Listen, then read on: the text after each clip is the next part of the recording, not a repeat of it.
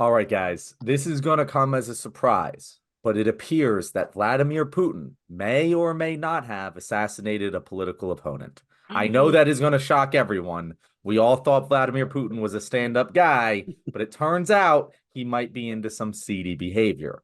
The big news this week was the death of Alexei Navalny, who has been an outspoken critic of Vladimir Putin, who has released information that is damaging to Putin and his inner circle, financial information, those sort of things that exposing corruption basically at the Kremlin. And he's been in prison, in a Russian prison that has reported he is dead. Now, here's the fun part is that the prison, for standard safety reasons, isn't allowing his family to see his body for a matter of weeks. They are rejecting international calls for oversight to test the body and see if he was assassinated. I mean, basically what we're saying, it is the most I plead the fifth argument ever. Like, they're basically just saying, yeah, we didn't do it, but also we won't do a single solitary thing to allow you guys to confirm that. So it's pretty obvious that yeah, this guy, if he wasn't assassinated, he was certainly imprisoned in conditions which led to his death. And it's not even like this is the first time he's been, an assassination attempt has been made on him by the Kremlin. A couple of years ago, there was very detailed reports that came out about two Kremlin spies, essentially, who followed him around and poisoned him. And then he was later arrested, and now he is dead. So it is. The question really isn't why did this happen. We all know why it happened. We all know Vladimir Putin pulled the trigger. The question that is more interesting is why now. We obviously have a lot of changes going on in Ukraine. Russia appears to be making advances on the stalemate that's been going on for several months at this point. Is this related to that? I don't know. I really don't know what the speculation is, but I know there's been quite a few stories of American politicians talking about it here, which we'll get to. But TJ, what were your thoughts when you heard this story? Is this like a big nothing to you? Like, obviously, do deer shit in the woods, or So when I first heard the story, I was like, who the hell is this guy? I had never heard of him. I'm not going to pretend that I actually knew anything about this at all. I'm not going to, act like that. But hearing that Vladimir Putin was accused of assassinating this guy, my first thought was, damn, again? This guy, like, he's really brazen with this shit. I mean, I first remember hearing that Putin was, a consummate assassin. Like, he was in the KGB, right? He came up through the ranks. So he was he cut his teeth early on that shit. But I also remember where he had that one guy killed with a poison tip umbrella. Do you guys remember that? I remember, don't. so it happened. I mean, I don't remember. It happened in the 70s, I think. But I remember hearing about it in the 90s. And people were talking about, yeah, I don't know who he was. He was a writer or something, or a reporter. And Putin, he went to, I think he was in Britain at the time. And someone came behind him and like poked him with an umbrella. And he's like, oh, sorry about that. Walked away. And he was deathly ill like 2 days later, and he had inserted some like radioactive material into him, and he died in a hospital, in horrible agony. And so I was, oh yeah, that was Putin. Putin was in charge of all that stuff, and so then I just thought of this just now, but this happened last year when you had that unit, those mercenaries that rebelled against Putin, Yeah. and the leader for that, he's dead now. So Yep. it's like, Putin is just so fucking cartoonishly evil. He doesn't care that people know about it. And I laughed really hard when I was reading the article where they have, you mentioned, John, the international reports. Oh, let's go look at it. Putin's like, nah, no. Like, no, I don't think so. We're not going to do it. That was really funny. Putin is like as close as you can possibly get to just being outwardly a dictator. Like he pretends sort of kind of to be democratically elected, but he really doesn't care about maintaining that image at all. He doesn't. And this is something that I actually do kind of like about Vladimir Putin, is that, it's kind of like Star Wars, like the Emperor. Like the Emperor Palpatine is just so over the top and enjoys being evil. Like, man, that is a dude that loves his job. Like this guy really enjoys his gig. Like if Vladimir Putin came on TV and said that you know, he was doing his best to find moose and squirrel. Be like, oh yeah, of course, yeah, that's exactly what he'd be doing. And so it's pretty good time. But Brando, what did you think when you ran across this, my man? Well, I'm with you, man. I didn't know the guy. I'm not going to pretend like I did. I didn't know who he was, but I was one of the most disturbing parts that leaped out at me about the article I read was how that, they're not going to release, they're not going to allow an autopsy to be performed, and it said they were giving him a chemical exam, which does sound like something out of some sort of like Darth Vader. It's like the ultimate villain. It's like, we're going to examine this guy and we're going to go over him, and then we'll tell you what we found out weeks later. It's just it's crazy. But apparently, like John was saying at the start, he survived a previous attempt on his life, and now apparently he was just walking, going for a walk, and fell down. I read, from what I understand, he was poisoned. Is that right? It was, so the official story is that he was walking around, fell ill, went unconscious, and died. Yeah. As people do. As people do all the time. Happens every day. And that's the official story. But yeah, I mean, the original, like a couple of years ago, I think it was 2017, when Bellingcat was the organization that investigated the assassination attempt, where he was, like, at least they claim they have evidence that he was poisoned by the Kremlin operatives. In fact, one of my favorite quotes I came across when reading this thing was from the founder of Bellingcat. And I don't know if this was serious or tongue-in-cheek, but he said, quote, "Believe me when I say discovering Russia has a long-running nerve agent-based assassination program targeting its most well-known opposition figure was as much a shock to me as it is to you."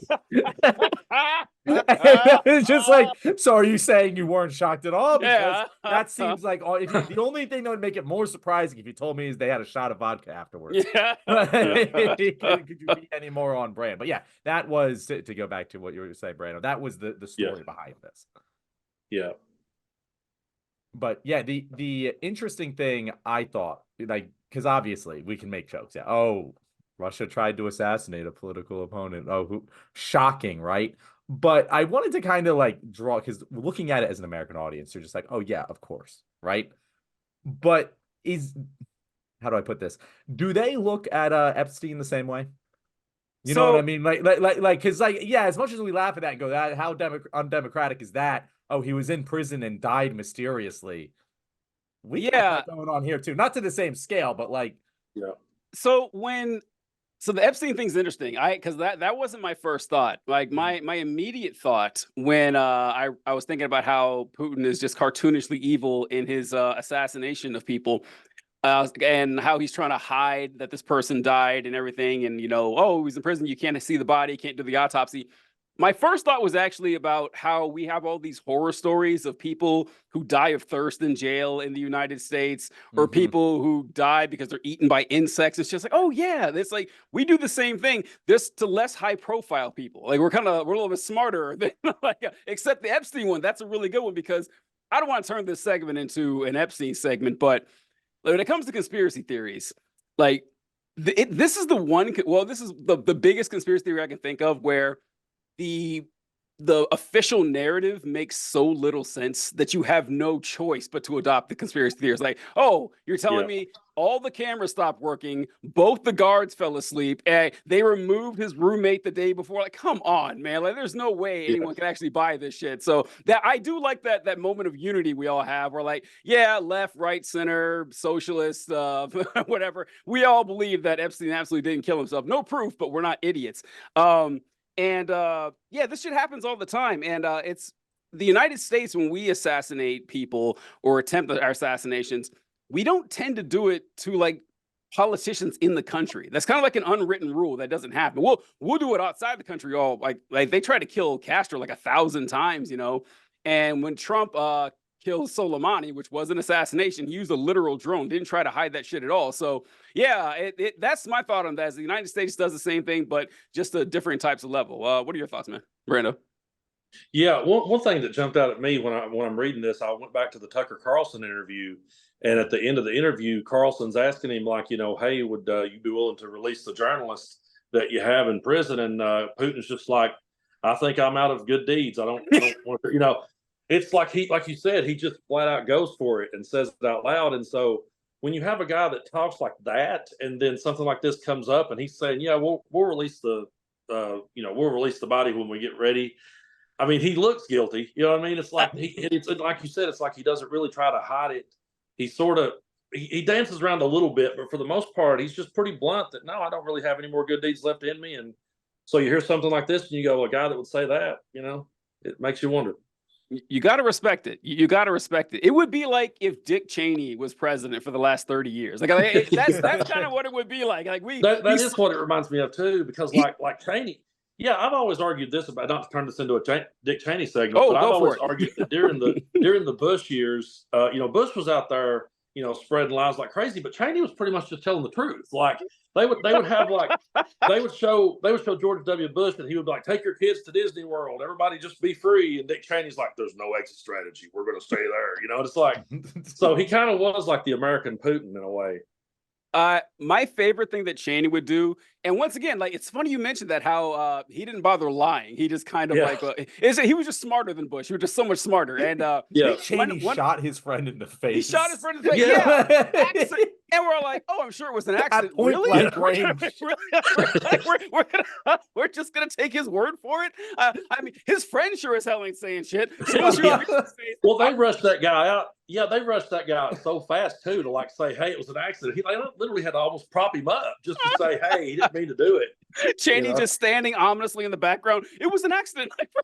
But my favorite thing that Cheney did during the Iraq War was Cheney would go to the New York Times as was like a confidential source. Then he'd be like, listen, you can print this. Don't use my name or anything like that, but we have it on good authority that, there is yellow cake uranium in this part of Iraq. And then the New York Times would print, according to a White House, confidential source, there's yellow cake uranium. Then Cheney would go on TV and it's like, do you see the New York Times reported there's yellow cake uranium? It was genius. Like, this is genius shit this guy did. So you do have to appreciate that level of evil. You have to like it. And Carlson, because like you said, it's funny. Like, it's dark and horrible, but at the same time, you might as well laugh. Why not? But one thing I like that Putin did during the Carlson interview is he started shitting on Tucker Carlson for wanting to join the CIA. That was really funny. And I think about this. When Tucker Carlson applied for the CIA as a young man, he was a young, rich, well-connected, like fascist racist. And the CIA is like, nah, we're gonna pass on this guy. Like, imagine how fucking psychotic you have to be to like check every box, and relatively intelligent too. Tucker's not a dumb guy. The CIA is like, yeah, no, we're getting bad vibes from this one. That is how evil like Tucker Carlson is in a different way. And Putin, game recognizes game. He knows another asshole when he sees one. Like, oh yeah, I'm gonna shit on this guy. Are your vibes too bad for the CIA? Well, welcome to Fox News. Right. Good shit. No, I think it's really interesting because, we, as you said, TJ, like, this is dark shit, but all you can do is laugh, because like, what are we going to do? Exactly. And we have jumped from Putin to Cheney, to Epstein, to everything. It's just like, I would never go out and claim that, we here are on the same level as Russia, at least domestically, when it comes to the government just by buying people.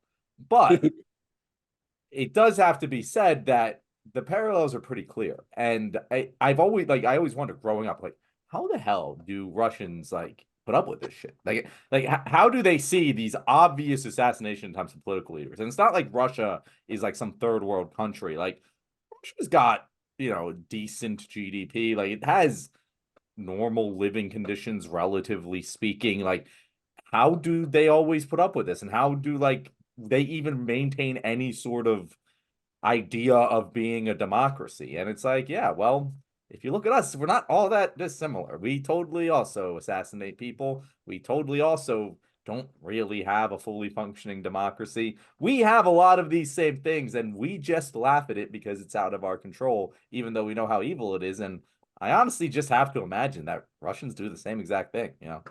I'm not a Russian, but I feel like it must be the same way over there. everything you said, I'm like, wow, how do they stand for this? How do they put up with this, nonsense and this, horrors every day? I think the same thing about the South every single day. I think that it's like, it's just been one thing I like to say. So by the way, for those of you wondering, I was born in the South, so I'm allowed to make fun of them. I am one, so it's okay. I may not sound like it, but I am. And as I always say that, in American history, the South got everything wrong except like barbecue and sweet tea. That's it. Everything else they have fucked up, start to finish. So yeah, that's my thoughts on it. Brandon, I'm sure you have something to add to that. Yeah, well, I think I'm sure they've just grown up, in their country, and they probably look over at us and have the same questions. At the end of the day, they probably look over at us and have the same exact questions. But I just never thought that we would be at a point in history where, I grew up in the '80s. And I remember the first president I remember seeing on TV was Reagan, and he's sitting up there, Mr. President, tear down that wall. And, it was a patriotic era for sure. And if you'd have told me back when I was a kid that one day we would be in a place where we would have people I grew up with pulling for Russia, that's what really blows my mind here. It really blows my mind that people, are so quick. With the Iraq war, the liberals may have been saying, hey, we shouldn't be there, versus the conservatives saying we should. But this is one of the situations where now it's like we're choosing up sides between like Russia and Ukraine. We're not even united on those things anymore. And that's one of the things that kind of disturbs me, really, is the thought that, like, is that how it's always going to be? If the conservatives are for something, or we're for something, is it always going to be that we're always at each other's throat? It is an interesting part of this whole story because, yeah, you think, like, in this country, we talk about a lot how, like, do we call ourselves socialists? Do we call ourselves communists? Like, all of these, like, terms for different, leftist movements tend to get a very bad reputation in America because of the Cold War. And it's like all of the propaganda that was thrown out during the Cold War, it's like, oh, well, there's no way that this can be overcome. But we're starting to see, through targeted campaigns, Putin and his allies in conservative media have turned a significant portion of this country pro-Russia. And it's really weird to see and concerning. But at the same time, the eternal optimist in me goes, well, if you're telling me that Americans don't have to hate Russia anymore, maybe we don't have to hate communism. Maybe we can also make movements in good ways when it comes to changing American minds on long-standing biases. Maybe I'm being too optimistic, though. Maybe this is just the power bees are always going to shit down our throats. TJ, what do you think? I think that if Rocky Balboa and Ivan Drago can figure this out, I think that the rest of the country can figure it out as well. If you can change. Well, yeah, look, the blueprint is right in front of us, so I think we'll be all right. Congratulations, guys. You made it to the end of the episode. And you know what that means. You personally are my favorite viewer because you helped us out in the algorithm. And I am sure you're already subscribed and click that like button, but make sure to do that if you haven't already. And you know what else you should do? You should definitely check out our excellent guest, Tennessee Brando.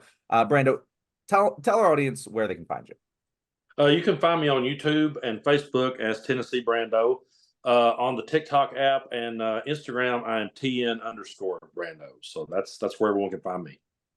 Thanks so much, guys. Folks, John was not kidding. You really are his favorite viewer. I checked earlier. Your medal is actually in the mail. So, go outside and look for it, but not before liking, commenting, subscribing, and sharing this content with your friends, family, and loved ones. We would appreciate it.